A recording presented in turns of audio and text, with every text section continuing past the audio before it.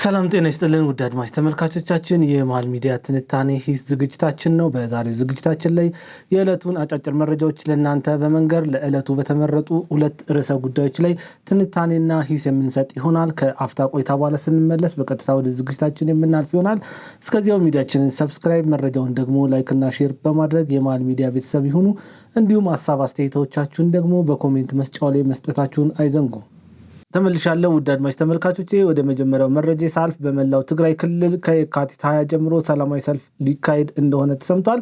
ሰልፉ ግዛት ይመለስልን የሚል እንደሆነም ተሰምቷል። ከሰሞኑን የፌዴሬሽን ምክር ቤት የወሰነውን ውሳኔ በመቃወምም እንደሚካሄድ ይሄ ሰልፍ ተሰምቷል። ሃርትዝ የተባለው የእስራኤል መጽሔት በጻፈው ትንታኔ ላይ ኤርትራ የኢራን ወኪልና አማጺ ቡድኖችን አስተባባሪ ሆና እየተንቀሳቀሰች ትገኛለች ሲል የከሰሰ ሲሆን በዚህ ምክንያት እስራኤል በኤርትራ ላይ እርምጃ ለመውሰድ የምትገደድ ይሆናል ሲልም ጽሑፉን ተንትኖ አስቀምጧል። የኢትዮጵያ መከላከያ ሰራዊት በባህር ዳር ዙሪያ ከፋኖ ጋር ውጊያ ያደረገ ሲሆን በዚህ ውጊያ ላይም የምስራቅ እዝ አንድ ሬጅመንት እንደገለጸው በፋኖ ላይ በተደረገው ፈጣን ኦፕሬሽን 2 መትረየስ ከነተተኳሹ 6 የአርፒጂ ላውንቸር ቁምቡላ ከ29 አቀጣጣይ ሸኝ ባሩድ ጋር 6 ኤኬኤም ክላሽ እና 2 የቃታ መሳሪያ መማረኩን ገልጿል። በኢትዮጵያ የእስራኤል አምባሳደር የሆኑት ዶክተር አብርሃም ንጉሴ የእስራኤል ባለሀብቶች ወደ ኢትዮጵያ መጥተው ኢንቨስት እንዲያደርጉ በተሰራው ስራ መሰረት ከ120 በላይ ድርጅቶች በተለያዩ ዘርፎች ተሰማርተዋል ሲሉ ተናግሯል።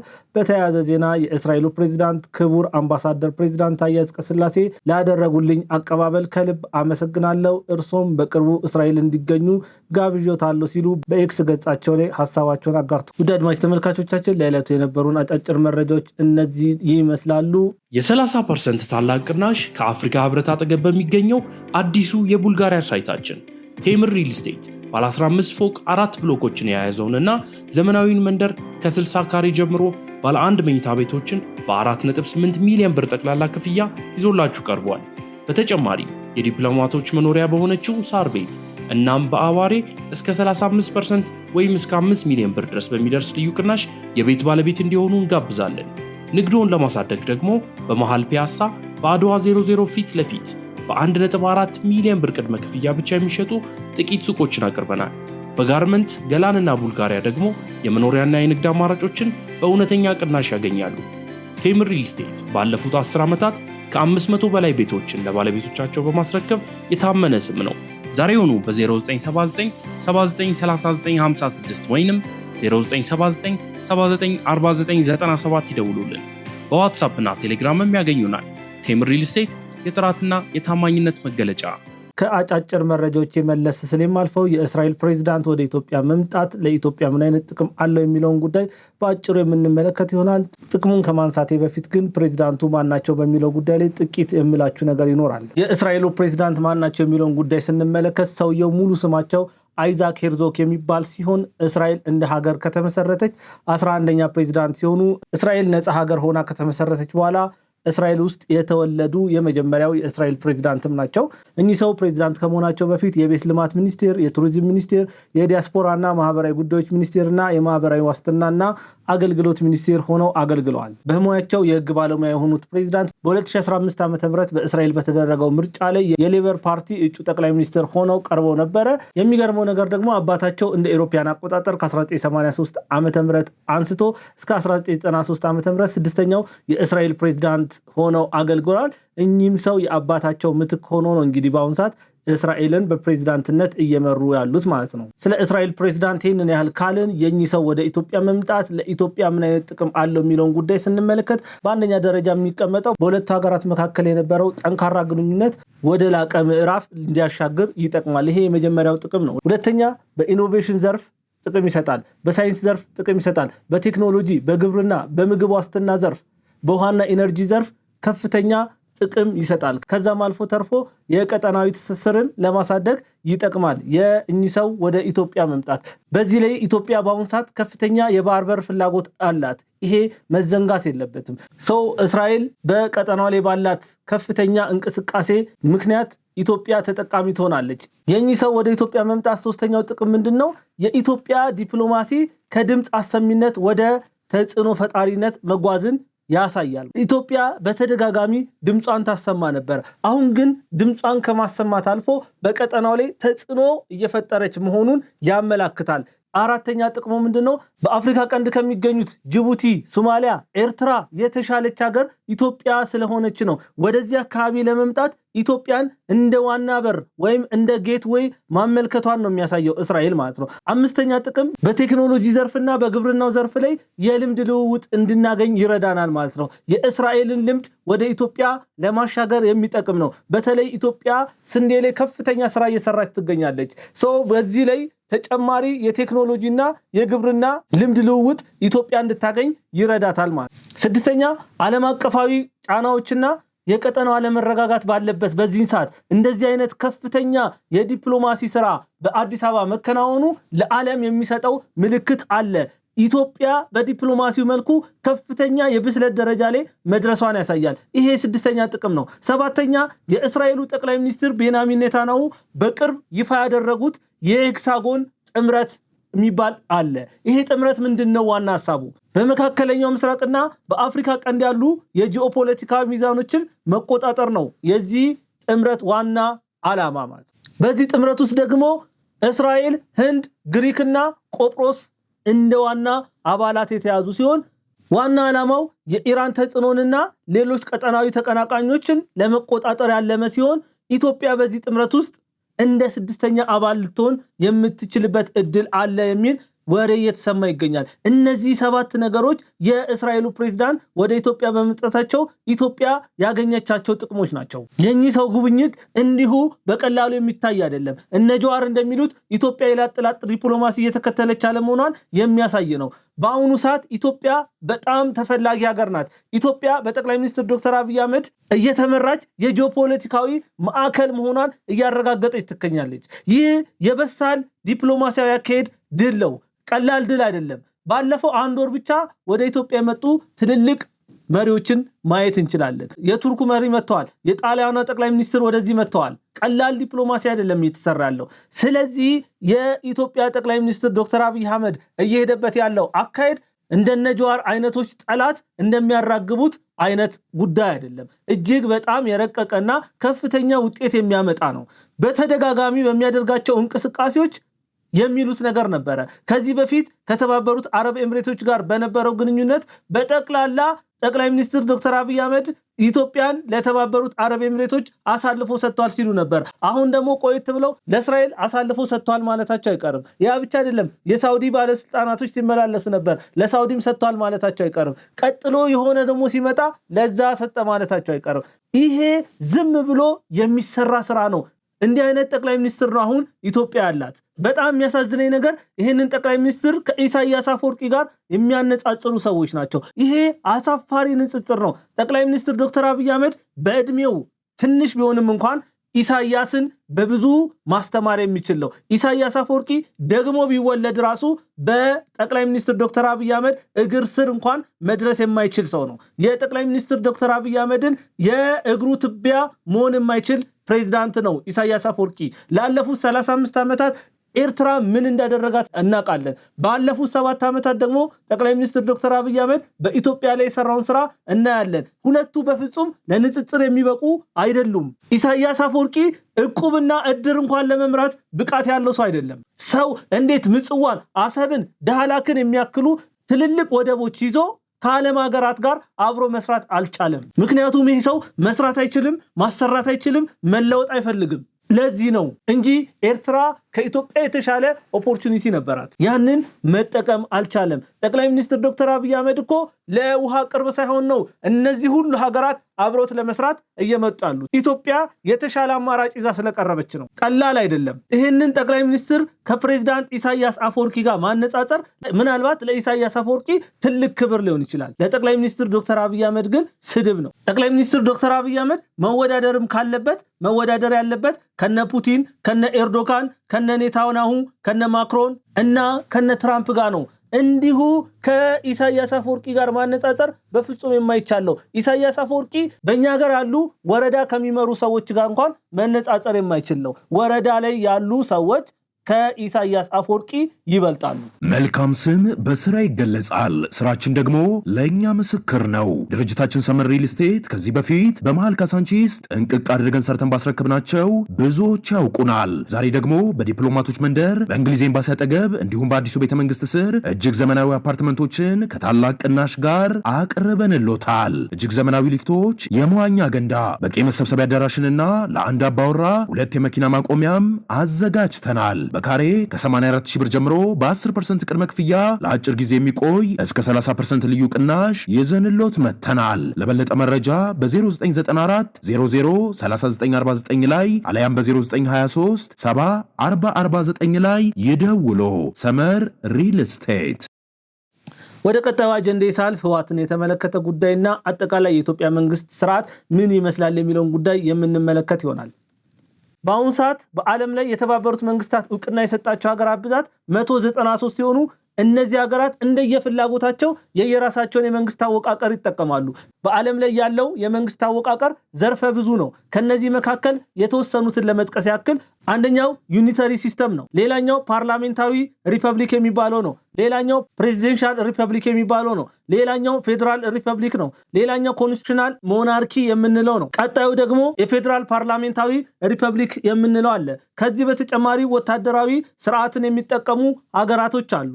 እነዚህ የመንግስት ሲስተሞች ናቸው። አሁን ከጠቀስኳቸው ሲስተሞች መካከል ሀገራት ያዋጣኛል ያሉትን መርጠው ይጠቀማሉ። ከዚህ መካከል ፌዴራል ፓርላሜንታሪ ሪፐብሊክ የሚባለውን ነው ኢትዮጵያ የምትጠቀመው። ይሄ ስርዓት ስልጣንን ለሁለት ከፍሎ ይሰጣል።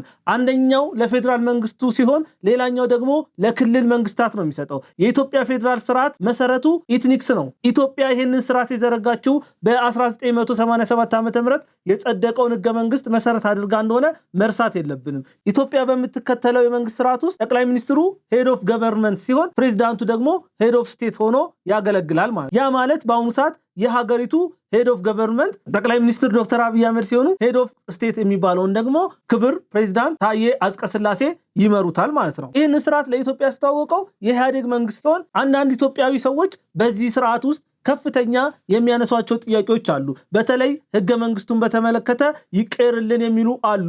አንዳንዶች ደግሞ ኖ ይሄ ህገ መንግስት በፍጹም እንከን የለሽ ህገ መንግስት ነው፣ መቀየር የለበትም ሲሉ ይደመጣል። አንዳንዶች ደግሞ ከህገ መንግስቱ መካከል የተወሰኑ አንቀጾች ቢስተካከሉ መልካም ነው የሚል ሐሳብ ያነሳሉ። ባንዲራን በተመለከተም ሞቼ ነው ቆሜ ከዚህ ባንዲራ ውጪ ማየት የለብኝም የሚሉ አሉ።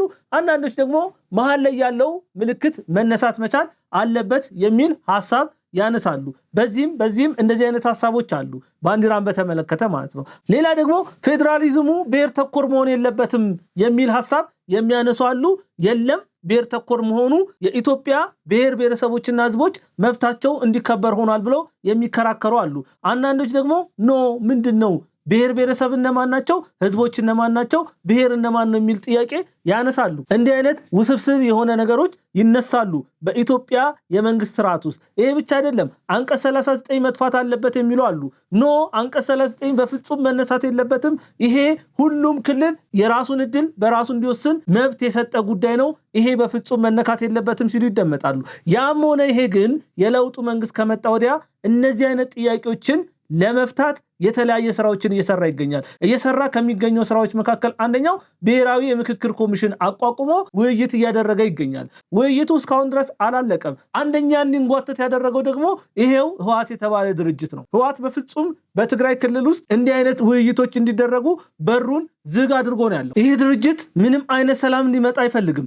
ምንም ነገር በንግግር ከሚሆን ይልቅ በጦር መሆን አለበት ብሎ የሚያስብ ቡድን ነው። ለዚያ ነው እስካሁን ድረስ ምክክር ኮሚሽኑ መስራት የሚገባውን ስራ እየሰራ ያልሆነው ማለት ነው። አንድ ሀገር ውስጥ የሚኖረው አንድ መንግስት፣ አንድ ወታደራዊ ኃይል፣ አንድ ፕሬዚዳንት፣ አንድ ጠቅላይ ሚኒስትር ብቻ ነው ሊሆን የሚችለው። ክልሎች የጦር ኃይል ማደራጀት የለባቸውም። በኢትዮጵያ ስር እስካሉ ድረስ የአስተዳደር ወሰን ሊኖር ይገባል እንጂ ሉዓላዊ ወሰን ሆኖ ራሳቸውን እንደ ሀገር መቁጠር የለባቸውም። የትኛውም በሀገሪቱ ውስጥ ያሉት ቦታዎች ለአስተዳደር እንዲመች ነው መደረግ መቻል አለበት። የትኛውንም በሀገሪቱ ውስጥ ያሉ ቦታዎች መንግስት ለአስተዳደር በፈለገ ስርዓት እንዲመቸው አድርጎ መከለስ ይችላል። መንግስት ነገሮችን የሚከልሰው ግን የህዝቡን የሰብአዊ መብት፣ የዲሞክራሲያዊ መብት፣ የፖለቲካዊ መብቶችን ለመጠበቅና ለማክበር ነው መሆን ያለበት እንጂ እንደፈለገ ለማድረግ አይደለም። ይሄንን የማድረግ ግን መብት አለው። ይሁን እንጂ ህወሓት 27 ዓመት ሙሉ ኢትዮጵያን በሚመራበት ወቅት ክልሎችን ያዋቀረበት መንገድ ራሱ በፈለገው መልኩ ስለሆነ እያንዳንዱ ክልል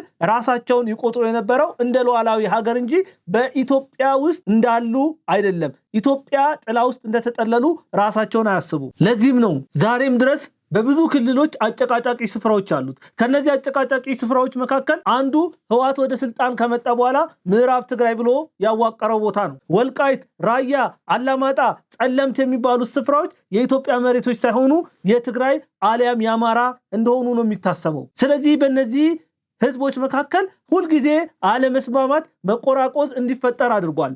ይህንን ለመፍታት መንግስት ከፍተኛ ጥረት እያደረገ ይገኛል። የፌዴሬሽን ምክር ቤት በወሰነው ውሳኔ መሰረት በዚህ ቦታ ላይ ያለው ጥያቄ እስኪፈታ ድረስ በዚህ ቦታ ላይ የሚደረጉ እያንዳንዱ ምርጫዎችን የማስፈጽመው እኔ ነኝ ሲል ወሰነ። ከዚህ ውሳኔ በኋላ በትግራይም በአማራም በኩል ያሉ ግለሰቦች ግን እንዲሁም ተቋማትን ጨምሮ የተለያዩ አስተያየት እየሰጡ ይገኛሉ። እንደኔ እምነት ኢትዮጵያ ውስጥ ያሉ መሬቶች ሁሉ መሆን ያለባቸው የኢትዮጵያ ነው። የከሌ የሚባለው ነገር መቼም የሚያዛልቅ ለአስተዳደር ወሰን ነው መሆን መቻል ያለበት። ያ ካልሆነ ግን እስከ መጨረሻው በጋራ የመኖር ህልውናችንን የሚፈታተን ጉዳይ ነው የሚመጣው። እነዚህ ቦታዎች እጅጉን ሴንሲቲቭ ኤሪያዎች ናቸው። በቀላሉ የሚፈቱ ነገሮች አይደሉም። ላለፉት 27 ዓመታት ማህበረሰቡ ላይ የተሰራ ነገር አለ። ዛሬም ድረስ አለመስማማት፣ አለመግባባት የመጣው በትውልዱ ላይ የተሰራው ትልቅ ሴራ ነው። ይሄ ሴራ ማህበረሰቡን እንደ ማህበረሰብ እንዳያግባባ ያደርጓል። ከዛ በተጨማሪ ደግሞ ፌዴራል መንግስቱ የሆነ እርምጃ ሲወስድ በዚህም በዛም ያለው የፖለቲካ ኤሊት ነገሩን ከማብረድ ይልቅ ሁልጊዜ ማወሳሰብ ነው የሚፈለገው። ለዚህም ነው ይሄ ቦታ በቀላሉ የማይፈታ እጅግ አስቸጋሪ የሆነ ቦታ ነው። የአማራ ነው እንዳይባል የትግራይ ማህበረሰብ ይቃወማል። የትግራይ ነው እንዳይባል የአማራ ማህበረሰብ ይቃወማል። በጣም ግራ የሚያጋባ ነው። የፌዴራል መንግስቱ ይሄንን መፍታት ያለብኝ በምክክር ኮሚሽን ነው፣ ማህበረሰቡ ይነጋገር፣ ከዛ ሪፍረንደም ይደረግ እያለን ያለው። ያንን ለማድረግ ደግሞ መሄድ የሚገባኝን መሄድ አለብኝ፣ ነገሮች ረገብ ይበሉ። አሁን ያንን ለማድረግ የሚያስችል ሁኔታ የለም። በዚህም በዚያም ጦርነት ነው ያለው ሁኔታ ማለት ነው። ስለዚህ በትግራይ በኩል ያሉ እያንዳንዱ ህወሓትን የሚቃወሙ ድርጅቶች፣ ግለሰቦች ሁሉ ሳይቀሩ በዚህ ጉዳይ ላይ አንድ አይነት ሐሳብ ነው ያላቸው። በጣም አስደናቂ ህብረት ነው። በአማራ በኩል ያለው ግን በተለይ በነዘመነ ካሴ የሚመራው ቡድን በፍጹም አማራዊነት እሳቤ የሌለው ያ ቦታ ለህወሓት ቢሰጥም ደንታ እንደሌለው የሚገልጽ ቡድን ነው። አሁን ላይ ባለው እሳቤ 4 ኪሎ መጥቶ ድጋሜ ለማስተዳደር ፍላጎትም የለውም። እሱ ፍላጎቱ ምንድነው? ትግራይ የምትባል ሀገርን መስራት ነው የሚፈልገው። ትግራይ የምትባል ሀገርን ደግሞ ለመስራት ምዕራብ ትግራይ ያስፈልገዋል። ይሄንን ደግሞ እነዘመነ ካሴ ፈቅደዋል። አብረው እየሰሩ ያሉበት ዋነኛው ምክንያት ወልቃይትን በመስጠት ትግራይን ሀገር እንድትሆን መርዳት ነው። እነዘመነ ካሴ ደግሞ ከቻሉ 4 ኪሎ ካልቻሉ ደግሞ አማራ የምትባል ሌላ ሀገር ማዋለድ ነው። ይሄ የማን ሐሳብ ነው ብለን ስትል ዞሮ የት ይወስደናል? ግብጽ ጋር ነው የሚወስደው። ግብጽ ኢትዮጵያን ትንንሽ ሀገሮች ማድረግ ነው። ከተሳካላት 10 ሀገርን ብትሆን ደስታዋ ነው። አሁን ግን ለጊዜው ትግራይ የምትባልና አማራ የሚባል ሀገር ማዋለድ ትፈልጋለች። ግብጽ። ከዚህ ተንኮል ጀርባ እጇ ሰፊ ነው ያለው። ያንን ደግሞ የሚያስፈጽሙት እነማን ናቸው? እነዘመነ ካሴ ናቸው። ዘመነ ካሴ በፍጹም አማራነትም የለበትም፣ ኢትዮጵያዊነትም የለበትም። እሱ ኤርትራዊ ነው። ያንን እሳቤ ነው በትውልዱ ላይ መርዝ እየረጫለው። ህወሓት ማለት በምንም አይነት መልኩ አብረኸው ልትቆም የማትችለው ቡድን ነው። ይሄ ቡድን እኮ እንደው ከሰውኛ እሳቤ ወጥቼ ራሴን እንደ መልአክ ላርግና በመልአክ እሳቤ ላስብ እንኳን ብትለው አብረ ለመቆም የሚያስችል ምንም አይነት ምክንያት የለም። ይሄ ቡድን ከመጥፋት ውጪ ምንም ምርጫ የለው። ካልጠፋ ደግሞ ኢትዮጵያ ዘላለሟን ሰላም አትሆንም። ሰላም እንድትሆን ከተፈለገ ይሄንን ቡድን ይሄንን እሳቤ ማጥፋት ያስፈልጋል። ምንም አይነት የማያወላዳ መፍትሄ መወሰድ አለበት። ይሄ ቡድን እስካለ ድረስ የኢትዮጵያ መከራ፣ የኢትዮጵያ ስቃይ እንደቀጠለ ነው የሚቆየው። ይሄ ቡድን በህዝብ እንግልትና ስቃይ እድሜውን ማራዘም የሚፈልግ ቡድን ነው። በደም የሰከረ ቡድን ነው። የጥፋት መጠኑ ወደር አልባ የሆነ ቡድን ነው። ውድመትን ነው የሚፈልገው። ከጦርነት ነው ማትረፍ የሚፈልገው። የትግራይን ወጣት ለሞት በመገበር ነው የስልጣኑን ማተብ ማጥበቅ የሚችለው። ችግር ከመፍጠር ውጪ ምንም መፍትሄ የሌለው ቡድን ነው። ራሱ ይሄ ቡድን ራሱ የችግር ምንጭ፣ የችግር መወለጃ ነው። ህወሓት ሲባል ራሱ የስቃይ የመከራ የችግር ኮንክሪት ነው። ከዚህ ውጪ ምንም ትዝ የሚለን ነገር የለም። ስህተት ካልሰራ መኖር የማይችለው፣ ስህተት ሳይሰራ ከኖረ እንዴት ብሎ ራሱን የሚጠይቅ ነው። ስህተት በመስራት ውስጥ ነው ራሱን ትክክል መሆኑን የሚያረጋግጠው። ይሄ የሞት ኢንኩቤተር ነው። ትውልድን የሚበላ ቡድን ነው። በደም አላባ ሰክሮ የሚኖር ቡድን ነው። ይሄ ቡድን እስካለ ድረስ ኢትዮጵያም ትግራይም ሌላውም የኢትዮጵያ ማህበረሰብ ሰላም ሆኖ አይቆይም። ላለፉት 50 ዓመታት ስለዚህ ቡድን ስናወራ ቆይተናል። ስቃይ ነው፣ መከራ ነው። ሌላ ነገር የምናወራው ነገር የለም። ደህና ነገር ከዚህ ቡድን አይገኝም። በአፋር፣ በወልቃይት፣ ባላማጣ፣ በወረታ እና በሸበል አካባቢ የተለያዩ ሙከራዎችን ሲያደርግ ቆይቷል። በተደጋጋሚ በመከላከያ ከፍተኛ ምት እየደረሰበት ወደ መጣበት ተመልሷል። አሁንም አልተማረም። ለሌላ ጦርነት ራሱን እያዘጋጀ ይገኛል። የጦርነት ሰነድ አዘጋጅቶ ትምህርት ቤቶች እንዲዘጉ አድርጓል። በዚህ ሰነድ ላይ ማንኛውም መሳሪያ መሸከም የሚችል ተማሪ ወደ ጦርነት እንዲወጣ ትዕዛዝ ተሰጥቷል። የሌላው ወደ ጦርነት መውጣት የማይችሉ እናቶች ደግሞ ቀለብ እንዲያዘጋጁ ትዕዛዝ ወጥቷል። የዚህን ያክል ለጦርነት እየተዘጋጀ ያለ ቡድን ነው። ይሄ ቡድን መቼም የማይሻሻል የማይለወጥ ነው። እድሜ ዘመናችንን ስለዚህ ቡድን እያወራን ከምንኖር ትልቅ መፍትሄ በፌዴራል መንግስቱ ቢወሰድ እላለሁ።